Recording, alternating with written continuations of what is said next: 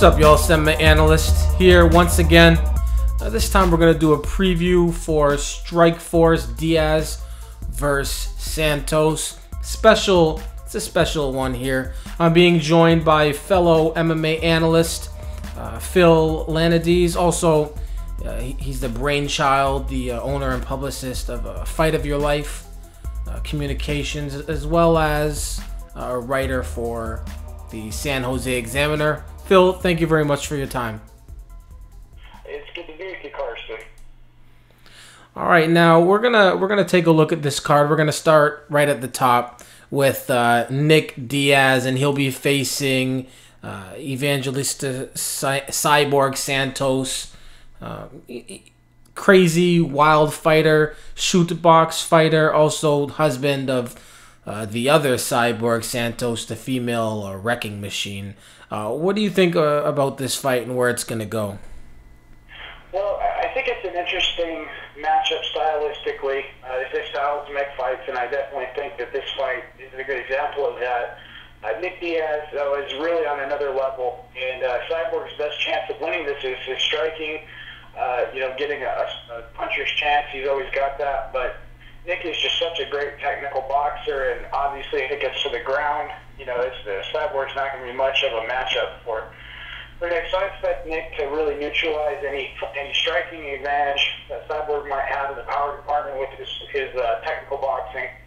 And I think he's going to be up for a while and eventually it'll move to the mat. And I think we're going to see a submission for Nick Diaz with probably the second or third round. I don't think it'll be that competitive of a matchup. I mean, Cyborg's been on a bit of a run, but I just don't see him having what it takes to topple a guy like Nick, who's really at the top of his game and close to the top of the sport right now. So I expect a rather easy victory for Nick Diaz.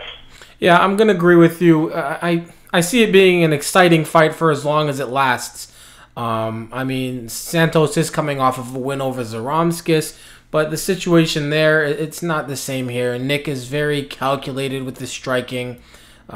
Santos is pretty much the opposite. He's a wild, brawling, shoot box type of fighter, old school shoot box type fighter. And I mean, of course, like you said, he can catch him. The possibility of maybe Santos catching Nick Diaz with one of his wild swinging blows is there, but I wouldn't put any money on it or anything really on it. I don't know if I'm gonna go with a submission. I do think that this will end with either Nick Diaz having a lopsided third round stoppage, second round stoppage of just peppering blows, moving in and out, peppering jabs, what Nick Diaz does. But I do see Nick Diaz taking this fight in what should be a pretty entertaining bout, but lopsided. Now we've got the now that was, by the way, for the welterweight championship. For the middleweight championship, we've got a bout between Jacare Souza and Robbie Lawler. What are your thoughts about that fight right there? It's a fight that's going to be obviously a lot more competitive. Definitely, and it is a very, very classic grappler versus striker matchup. Jacare, world class on the ground, can submit just about anybody. He showed in his bout against Tim Kennedy, he showed improved conditioning, improved striking. And Robbie Lawler, he's got a deficiency on the ground. He doesn't defend the takedown super well, and he's not a great. He doesn't have great defense for submissions, but obviously he can just rock your block. And if he catches Jacare, it's going to be a good night. I expect to see Jacare test the feet a little bit, not like it, get a takedown, and I eventually think we'll see Jacare either submit Robbie or grind out a decision. I think if Robbie has really been working on his takedown defense, it could be a different situation. If Robbie can keep it standing, he's going to have Jacare in a world of hurt. But I think it's going to be very entertaining. Again, clash of styles. But I think it's kind of what you said with the main event, that it's going to be entertaining for as long as it can be, as long as it goes, it's going to be entertaining. I do believe that. But if Robbie gets to the ground, it's all over with. And as we know, most fights end up on the ground at some point, unless you got two stand-up guys that don't want to go to the ground. Usually they end up on the mat at some point, and I think we'll see that in this bout, and that's when Jacare will seize his opportunity, and I think he's going to keep the belt. Yeah, absolutely. I mean, Jacare's been improving on his stand-up. From when he first started to now, it looks like he's very comfortable in comparison. But I don't think he needs to test the waters at all with Robbie Lawler on the feet. He needs to get this fight to the ground. And one big difference between Jacare and a lot of other top jiu-jitsu guys is Jacare has very good wrestling, and he's able to get fights to the ground, not by pulling guard or dragging somebody down, but he will go for a single leg or a double leg, and that's what I see him doing quite early. If he doesn't do that early, then, I mean, he could be doing a lot of other things early, like sleeping, counting sheep, waking up, you know, those types of things. But, but I mean, I see him being smart enough and his camp being game enough to know where to take this fight and when to take this fight to the ground, and that's right away. Now, and any final thoughts on that one? I agree with you. I mean, Robbie has shown that he doesn't always have the greatest game plans, and you know that is just something that he should be, hopefully, has been working on. But he doesn't always have the greatest game plan going into fights, and so if he goes in there just expecting to stand and think that that's all he's going to get, you know, obviously it's going to be a rather disappointing night for him. But if he's been working on his ground game and working, more importantly, on defending the takedown and defending submissions.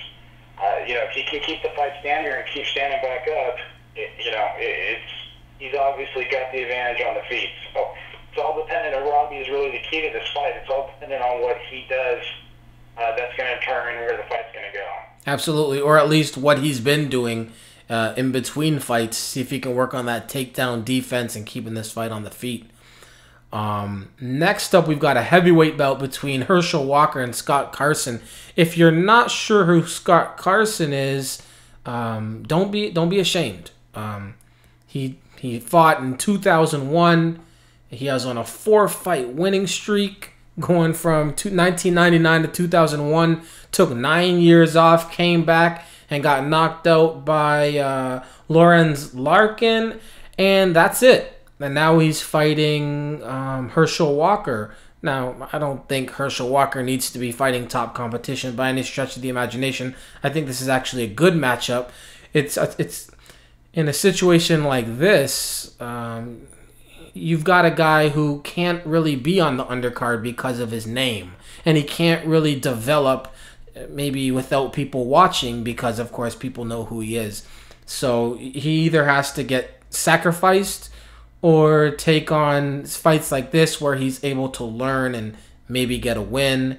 And I'm not exactly sure what's going to happen. I just say it's a tough situation for Strikeforce dealing with a guy like Herschel Walker. He doesn't want to jump into the deep waters, obviously.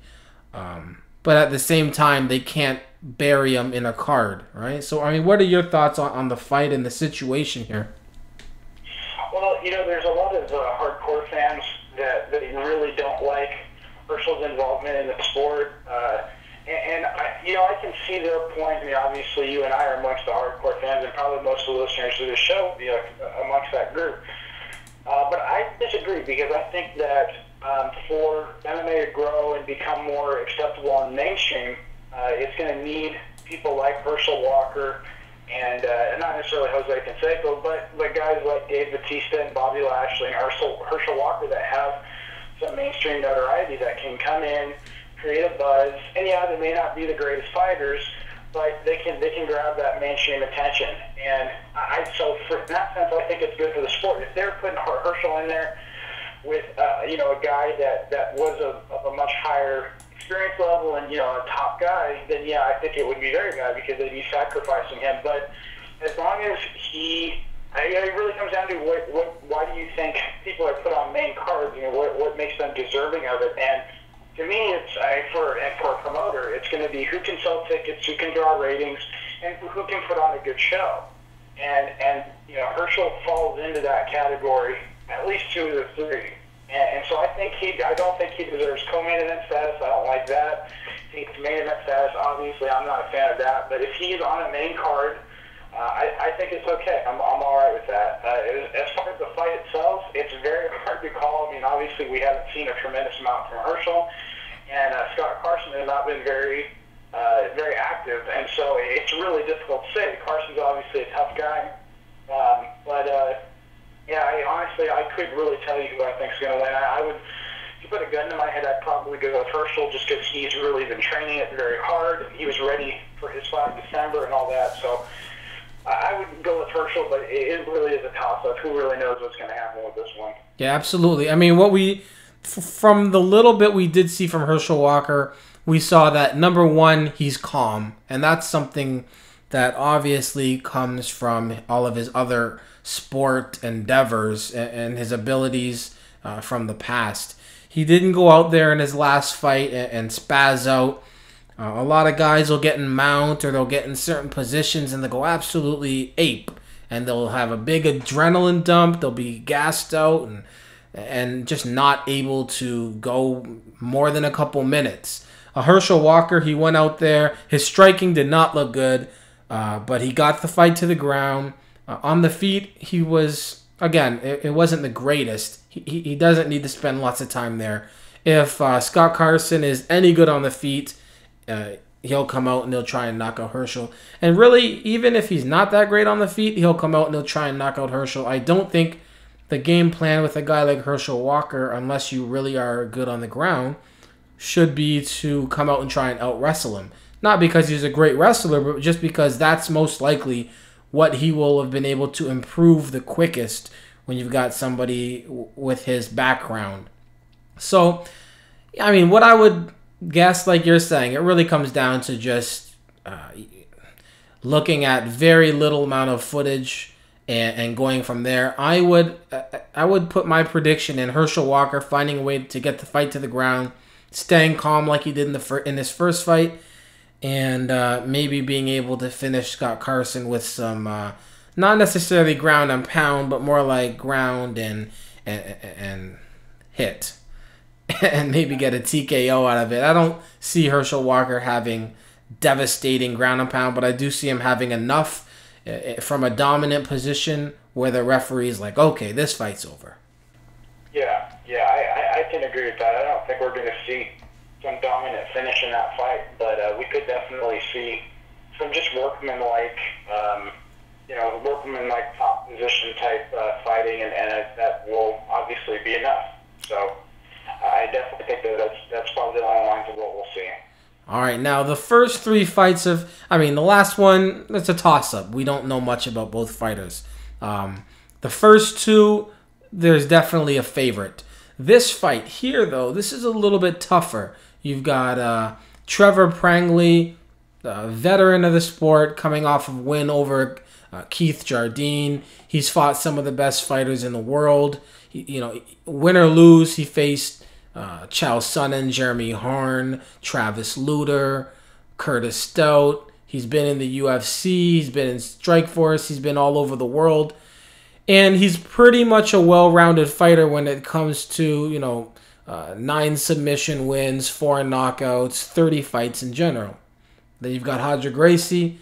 Actually, he's Brazilian, but he doesn't I think he wants to be called Roger Gracie. So we got Roger Gracie on the other side, probably either number 1 or number 2 sport jiu-jitsu fighter in the world.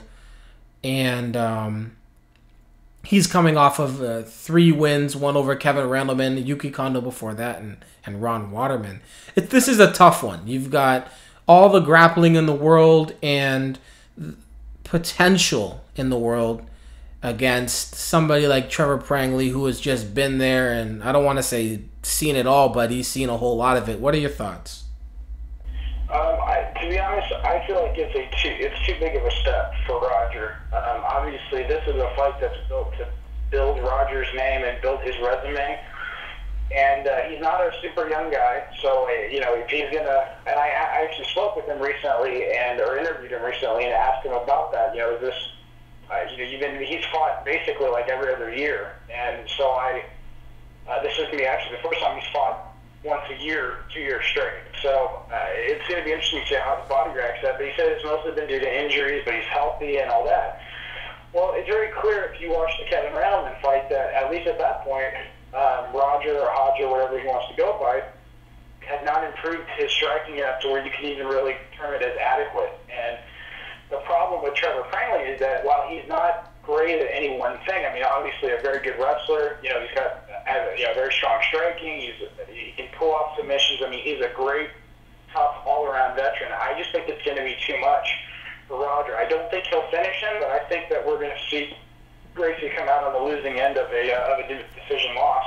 It's just too big of a leap. I mean, he's got Prangley's got around 30 fights, and I think it's just going to be too much for a guy like Roger, who's still such a neophyte in his career. I just don't think it's going to be enough for him to overcome. So I think he'll make a decent showing, but I think Trevor will be able to keep it standing, and then when it does through the ground, that he'll be able to control from the top, and I think that's what we're going to see as a decision loss for Gracie.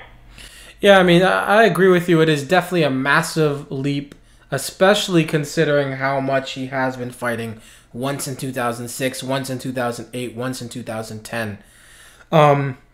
It's definitely something he's not doing full time. And Trevor Prangley is not a guy that you should be taking on with your part-time job. The other thing is, I mean, normally we have the knockout chance, the puncher's chance. Maybe he can catch him with the punch. In this situation, I really think you have the maybe he can catch him with the submission. But the problem is, I don't think it would be off of his back submission. I don't think Trevor Prangley takes a fight to the ground, ends up in the guard, and you know, Roger Gracie throws up a triangle. I think it's, can Roger get the fight to the ground on the top? And then from there, can he submit him? If he gets the fight to the ground from the top position, then yes, I believe he can win the fight. If anything else happens, I've got to go with Trevor Prangley just being around enough and savvy enough to not get caught in certain situations. The other thing that happened against Kevin Randleman, obviously we saw that the striking was not all there. We know Kevin Randleman's a great wrestler, or at least he was a great wrestler, and it's no pushover. But Roger had one hell of a time doing anything, getting the fight to the ground. It was almost impossible for him. I think when it did get there, Kevin was able to get back up, just from my shoddy memory. But, you know, Roger's cardio wasn't the greatest. It's just not a good situation to be going into your fourth fight against a guy like Trevor Prangley. And then really the crazy thing is, unless he comes out here and shows everybody that he really has improved a great amount, even if he does get his Hail Mary submission, what does that mean next for him? Does that mean he has to have another step up in competition? I mean, that's almost as bad as a loss. It's probably worse. So, yeah. It'd be pretty difficult for him to go anywhere from this fight with Trevor and it not be a top name. I mean, if he beats Trevor, you know, like you said, it's going to be difficult for him. Where does he go from here? You know, he's going to have to start fighting, you know, really top name competitors. So Trevor is a great test for him. I just think he's too big of a test at this point in Roger's career. Yeah, I agree. I think we've got Trevor Prangley either finishing a very tired Roger Gracie in the third, or coming out of this fight on top from a decision with a very tired Roger Gracie. So I can definitely get behind that. All right, so that's the whole card. Will you be covering this event live? Yeah, I will be at. I live very local to San Jose, so I will be at the press conference, the weigh-ins, possibly the open workout, although I kind of doubt that. But yeah, I'll be there for all that. I'll be there the night of the event, and yeah, so I'm looking forward to it. I think it's going to be a solid card. It's getting overshadowed a lot because, you know, Fedor re-signing the heavyweight tournament. The February 12th card is only a couple weeks after that, so kind of getting overshadowed, but it's a very solid fight card. So I think it's going to be a good jumping off point for them for Strikeforce from a main, obviously they had the Challenger Series event earlier this month, but kind of from their main event, like stadium shows, this will be a good jumping off point for them. Absolutely. And is there anywhere, if somebody wants to get a hold of you, they want to read your San Jose Examiners, anything, any way they can get a hold of you, email or. They can check me out at fightofyourlife.com, and there's a contact email on there. Also, I'm building up my Twitter. You can follow me on Twitter at fightofyourlife. And basically, just kind of give a quick background on us. We do PR within MMA, mostly with regional promotions, but anything involved in MMA that needs PR, we are involved in it in some way, shape, or form. So that's basically what we are in a nutshell. So if that interests you, head to fightofyourlife.com. Email me at phil@fightofyourlife.com, or you can check me out on Twitter at fightofyourlife. All right, Phil. Well, thank you very much for your time, and enjoy the show. I'm sure it'll be a good one, and like you said, a good start for these stadium shows for 2011 for Strikeforce. Absolutely. Thank you, Carson, for your time. I appreciate it.